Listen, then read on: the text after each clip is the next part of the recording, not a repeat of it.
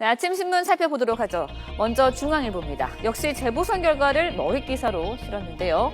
네, 전체 4곳 가운데 새누리당 3곳, 무소속 1곳, 단 한 석도 얻지 못한 새정치민주연합은 텃밭인 광주에서까지도 무소속 천정배 의원에게 빼앗겼습니다. 문재인 대표 체제 위기가 예상된다고 내다봤고요. 또 성완종 리스트 파문으로 수세에 몰렸던 여권, 이번 재보선 승리로 공무원 연금 개혁 등 국정과제를 추진할 수 있는 동력을 확보했다고 풀이했습니다. 다음은 한겨레 신문 보시겠습니다. 네, 미 의사당 앞에서 아베의 사죄를 요구하는 위안부 피해자 이용수 할머니의 외침. 이번에도 메아리는 없었습니다. 역사상 처음으로 이뤄진 일본 총리의 미 의회 연설이었지만 위안부 문제를 비롯한 과거사에 대한 반성은 없었죠. 아시아인들에게 고통을 안겼다라는 식의 모호한 입장을 밝힌 뒤 오히려 일본이 한국과 중국 등 아시아 국가들의 성장을 도왔다는 강변을 늘어놨습니다. 미국은 이런 일본의 태도를 묵인함으로써 과거사 문제에 대한 일본의 입장을 국제적으로 인정해주고 있습니다. 다음은 국민일보 보시겠습니다.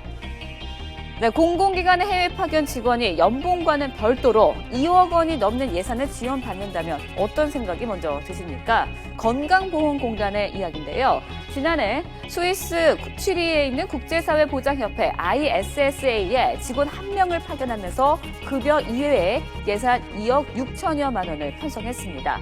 항목별로 좀 보시면요. 체재비가 6천만 원이었고요. 주택 임차 보조금이 6,300만 원, 또 초중 고교생 자녀 2명 학비 보조금이 5,600만 원 등이었습니다. 건보공단은 자체 규정에 따라서 편성한 예산이기 때문에 문제가 없다는 입장이지만 유사기관에서는 이런 혜택을 준 적이 없어서 특혜 논란이 일고 있다고 지적을 하고 있습니다. 마지막으로 조선일보 함께 보시죠. 네. 북한 김정은의 공포정치와 관련된 기사를 지금 다루고 있습니다. 자세한 내용 함께 보시면 김정은이 자신의 지시를 따르지 않는다는 이유로 고위급 간부 15명을 처형했다는 국정원의 국회 정보위 보고 내용을 다루고 있는데요. 국정원은 김정은이 자신이 추진하는 정책에 대한 이견을 도전으로 받아들여서 본보기 처형을 한 것이라고 설명을 했습니다. 지금까지 아침신문 일면 살펴봤습니다.